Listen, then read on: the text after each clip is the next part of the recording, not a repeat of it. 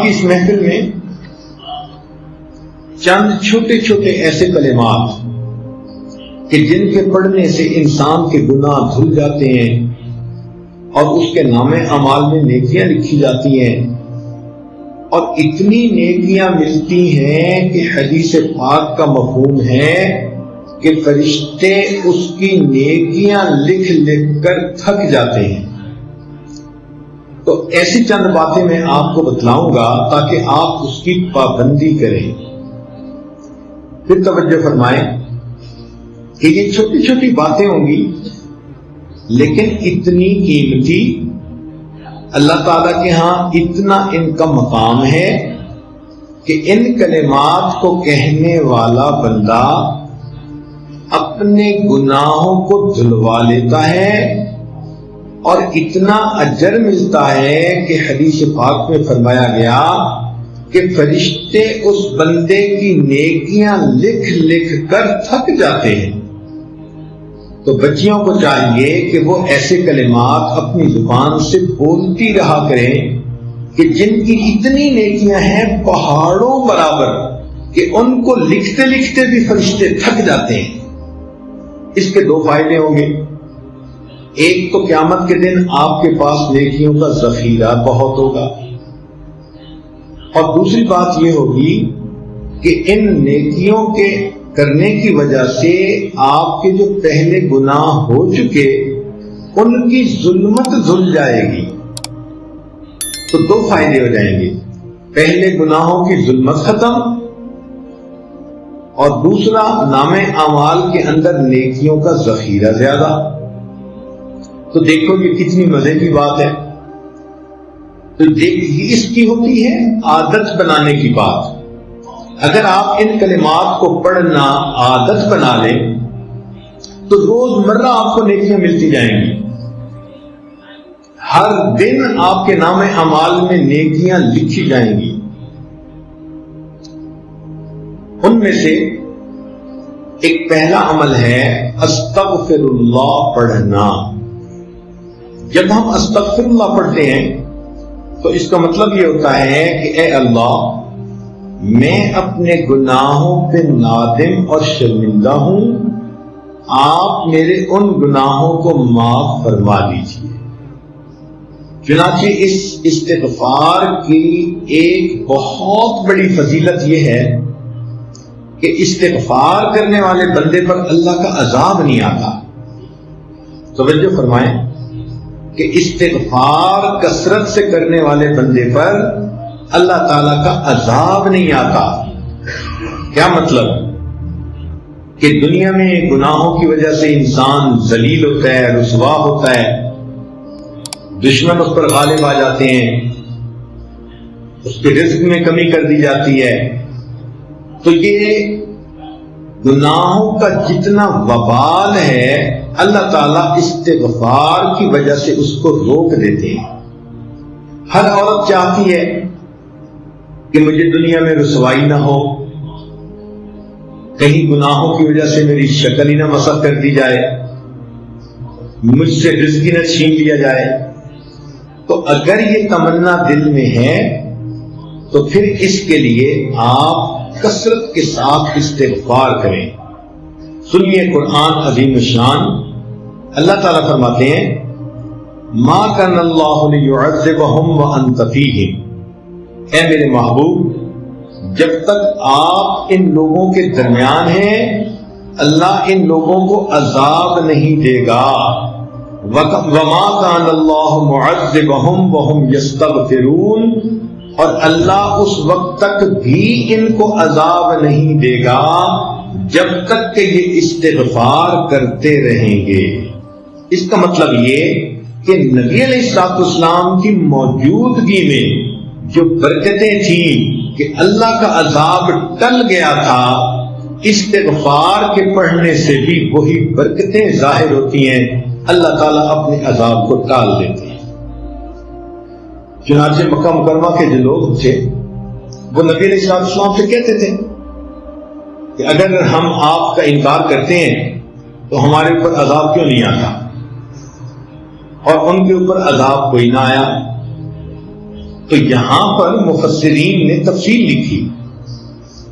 وہ فرماتے ہیں کہ مکہ والوں پر عذاب اس لیے نہ آیا کہ اللہ تعالیٰ کے نبی علیہ السلام وہاں موجود تھے. سوال پیدا ہوتا ہے کہ جب نبی علیہ السلام نے ہجرت فرما لی تو اس وقت عذاب آ جاتا. تو اس کا جواب علماء نے دیا کہ وہاں پر کچھ صحابہ موجود تھے جنہوں نے ہجرت نہیں کی تھی، وہیں رہ گئے تھے مگر کلمہ پڑھا تھا انہوں نے، بوڑھے تھے یا کوئی اور عذر تھا، تو ان کی برکت سے عذاب نہ آیا. پھر اس پر سوال پیدا ہوتا ہے کہ چلو پھر جب ایک وقت ایسا آیا کہ سارے ہی مسلمان ہجرت کر کے چلے ہی گئے تھے اور پیچھے کافر ہی رہ گئے تھے، مشرکین ہی رہ گئے تھے، تو اس وقت عذاب آ جاتا. تو مفسرین نے لکھا کہ ان مشرکین کی عادت تھی کہ جب یہ طواف کرتے تھے بیت اللہ کا تو غفرانک کا لفظ کہا کرتے تھے. غفرانک اے اللہ ہماری مغفرت کر دے، یہ بھی استغفار ہے. تو مشرکوں کے اس لفظ کے کہنے کی وجہ سے اللہ نے ان کو بھی عذاب سے بچائے رکھا. تو اگر مشرک یہ لفظ کہہ دے اللہ اس کو عذاب سے بچا دیتے ہیں، تو اگر مومن کہے گا تو پھر اللہ تعالیٰ کتنے مہربان ہوں گے. لہذا آپ استغفار کی کثرت کریں. دن میں 100 مرتبہ صبح اور شام تو کم سے کم درجہ ہے. زیادہ پڑھنا چاہیں تو زیادہ بھی پڑھ سکتی ہیں. کام کاج کے دوران بھی استغفر اللہ استغفر اللہ استغفر اللہ اپنی زبان پہ رکھ سکتی ہیں. جتنا استغفار زیادہ کریں گی 2 فائدے ہوں گے. ایک تو گناہ دھل جائیں گے اور دوسرا اس کی وجہ سے اللہ تعالیٰ کا غضب ہٹ جائے گا، اللہ کا عذاب ٹل جائے گا. اب آپ تھوڑی دیر کے لیے بیٹھ کے سوچیں نا کہ اگر ہمارے اوپر اللہ تعالیٰ کا عذاب آ جائے تو ہم تو کسی کو شکل دکھانے کے قابل نہ رہیں. آج جو جی رہے ہیں تو یہ اللہ رب العزت کی صفت ستاری کے صدقے جی رہے ہیں. اس لیے ہمارے اوپر استغفار کرنا بڑا ضروری. ویسے قرآن مجید میں فرمایا گیا کہ جو لوگ کثرت سے استغفار کرتے ہیں تو ان کو 5 فائدے ملتے ہیں. ایک فائدہ تو یہ انہ کان غفارا کہ ان بندوں کے جو استغفار کرتے ہیں ان کی مغفرت کر دی جاتی ہے.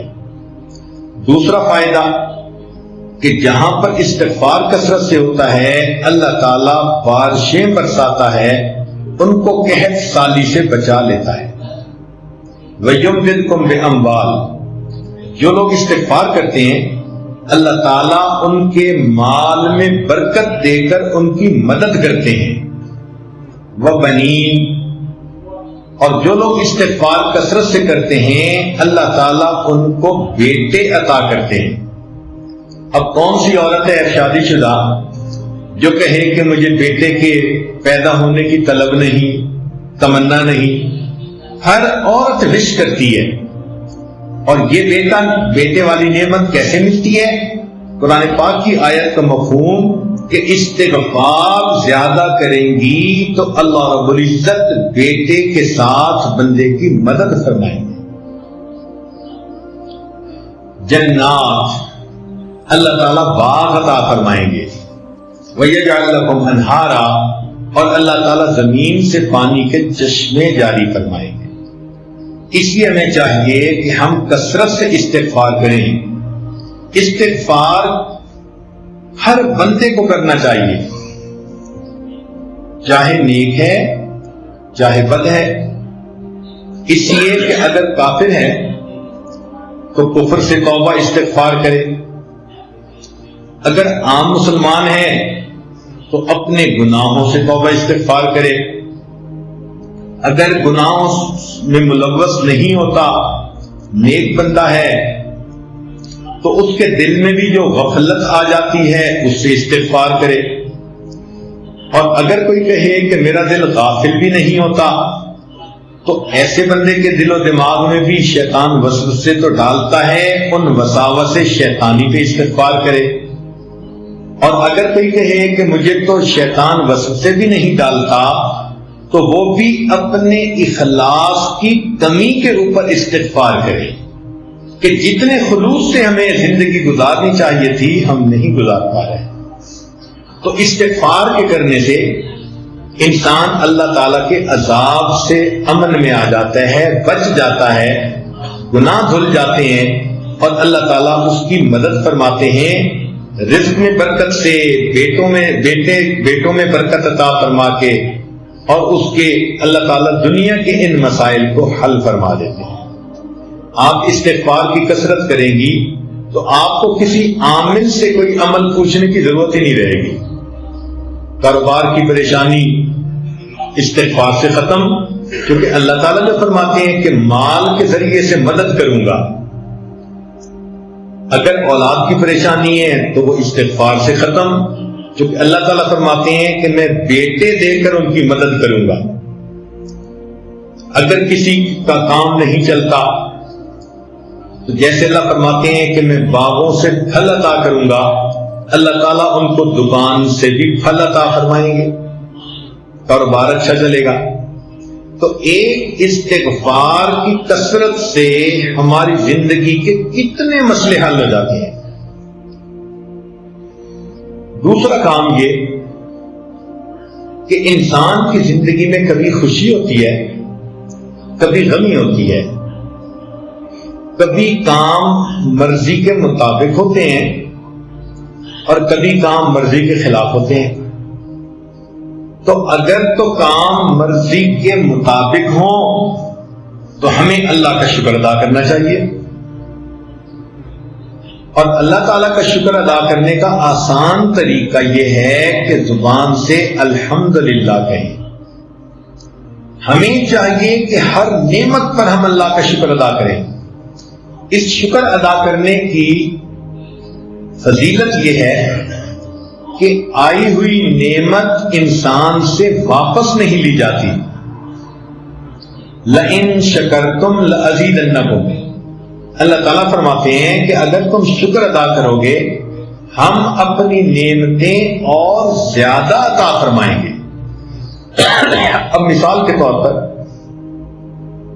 کتنے کام ہماری مرضی کے مطابق ہوتے ہیں، تو جب بھی کوئی کام مرضی کے مطابق ہو تو چپ کے اپنے دل میں اللہ کا شکر ادا کر دو، اپنی زبان سے الحمدللہ پڑھ لو. جب آپ نے کسی کام پہ الحمدللہ پڑھ لیا تو گویا آپ نے اللہ تعالیٰ کا شکر ادا کر دیا. مثال کے طور پر اللہ تعالیٰ نے ہمیں ایمان عطا فرمایا، اس کا خیال آئے تو کہو الحمدللہ. اللہ تعالیٰ نے آپ کو صحت عطا فرمائی، بیماری کوئی نہیں، خیال سوچ میں آئے تو کہو الحمدللہ. اللہ تعالیٰ نے آپ کو عزت کی زندگی دی تو یہ خیال آئے تو کہو الحمدللہ. اللہ تعالیٰ نے آپ کو عزت کی روزی گھر بیٹھ کر عطا فرمائی، یہ خیال آئے تو کہو الحمدللہ. اللہ تعالیٰ نے آپ کو اولاد عطا فرمائی، بیٹے بھی دیے، بیٹیاں بھی دیں، جب ان پہ نظر پڑے تو کہو الحمدللہ. اللہ رب العزت نے آپ کو اپنا گھر دیا، سر چھپانے کا در دیا، جب اس کو دیکھیں تو کہو الحمدللہ. اگر کوئی آپ کی تعریف کرے، کوئی عورت آپ کو کہتی ہے آپ نے بڑا اچھا کیا، میں بہت خوش ہوں، تو اس تعریف پر کہو الحمدللہ. اگر آپ کے بچے بخیریت سکول سے واپس آ گئے، ان کو دیکھتے کہو الحمدللہ. اگر آپ کے بچے شوق ذوق کے ساتھ پڑھتے ہیں تو کہو الحمدللہ. اگر وقت پہ آپ نے کپڑے دھو لیے، تیار ہو گئے، کہو الحمدللہ. اگر آپ نے کھانا وقت پہ پکا لیا کہو الحمدللہ. اگر آپ کے گھر مہمان آئے اور وہ خوش واپس گئے کہو الحمدللہ. اگر آپ کو وقت پہ نماز پڑھنے کی توفیق مل گئی کہیں الحمدللہ. آپ نے وقت پہ تلاوت پابندی کے ساتھ کر لی، اذکار مراقبہ پابندی کے ساتھ کر لیا، کہیں الحمدللہ. اگر آپ ایک دن بے پردگی سے بچ گئی، پردے کا آپ نے خیال لحاظ رکھا تو کہو الحمدللہ. اگر آپ نے کسی دل میں کسی کا دل نہیں دکھایا تو کہو الحمدللہ. معلوم ہوا کہ جب بھی کوئی کام آپ کی مرضی ایکسپیکٹیشن کے مطابق ہوتا ہے، اس کام پر اگر آپ الحمدللہ کہہ لیں گی تو اللہ تعالیٰ کی شکر گزار بندیوں میں شامل ہو جائیں گے۔ جب آپ کا دل خوش ہو، کسی بات پہ سکون ہو، تو کہو الحمدللہ۔ آپ کا خامن گھر آیا اور مسکراتے چہرے کے ساتھ آیا، آپ کو دیکھ کے مسکرایا، کہو الحمدللہ۔ ناشتہ آپ نے ٹھیک وقت پہ خامن کو کروا دیا، کہو الحمدللہ۔ بچوں کو خوش کھیلتا دیکھا، کہو الحمدللہ۔ آپ کو کسی دن ساس نے تنگ نہیں کیا، کہو الحمدللہ۔ نند نے کسی دن آپ کو تانا نہیں دیا، کہو الحمدللہ۔ اگر آپ کی کوئی دعا قبول ہو گئی، کہو الحمدللہ۔ آپ سوئیں اور آپ کو پرسکون نیند آئی تو جاگنے پہ کہیں الحمدللہ۔ بھوک لگی تھی، آپ نے کھانا کھا لیا، پیٹ بھر کے کہو الحمدللہ۔ پیاس لگی تھی، ٹھنڈا پانی اللہ نے دیا، پی کر کہیں الحمدللہ۔ نرم بستر اللہ نے سونے کے لیے عطا فرمایا، بستر پر لیٹتے ہی کہیں الحمدللہ۔ تو اگر آپ غور کریں تو مجھے تو لگتا ہے کہ ہمیں ہر وقت ہی الحمدللہ کہنا چاہیے، حالانکہ ہماری عورتیں دن میں ایک دفعہ بھی نہیں کہتی ہوں گی الا ماشاء اللہ۔ تو غور کریں کہ کتنی غفلت کی زندگی ہم گزار رہے ہیں کہ ہمیں تو لمحے لمحے اللہ کی نعمت پر شکر ادا کرنا چاہیے تھا، اور ہمیں اس بات کا احساس ہی نہیں، اور اللہ کی ان نعمتوں کو ہم ایسے استعمال کرتے ہیں جیسے کہ ہمارا حق تھا جو اللہ نے ہمیں دے دیا۔ حالانکہ جن کو یہ نعمتیں نہیں ملی ان سے جا کے پوچھو نا۔ اب جس بچی کا رشتہ نہیں آتا اس سے پوچھو کہ وہ دل میں کتنا دکھی ہوتی ہے۔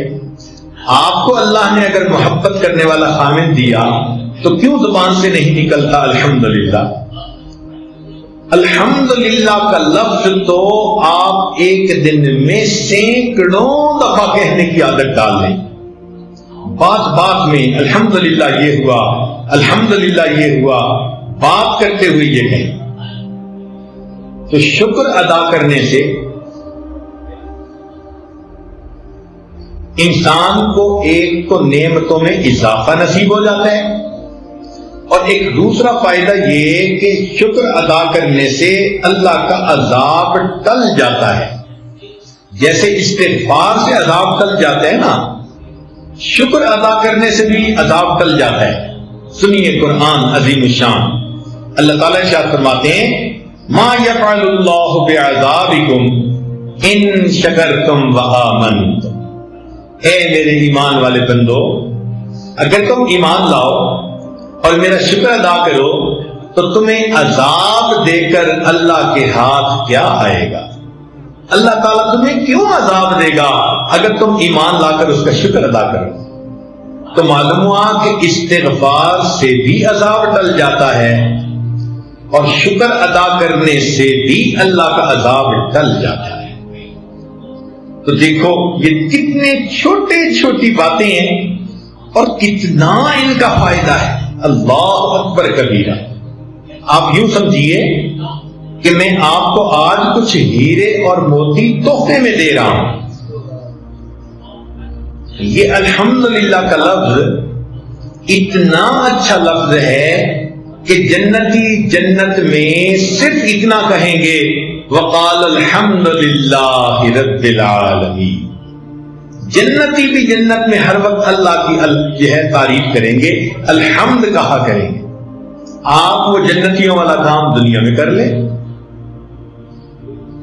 تو اللہ تعالیٰ کی نعمتوں کا شکر ادا کرنا اور الحمد کا لفظ کثرت سے استعمال کرنا اپنی گفتگو میں، اور ہر وقت جس نعمت کو بھی دیکھو، ہر وقت بس جو بھی چیز آپ کی مرضی کے مطابق ہو رہی ہے بس اس پر الحمدللہ کہہ دو۔ موٹا سا اصول یہ ہے۔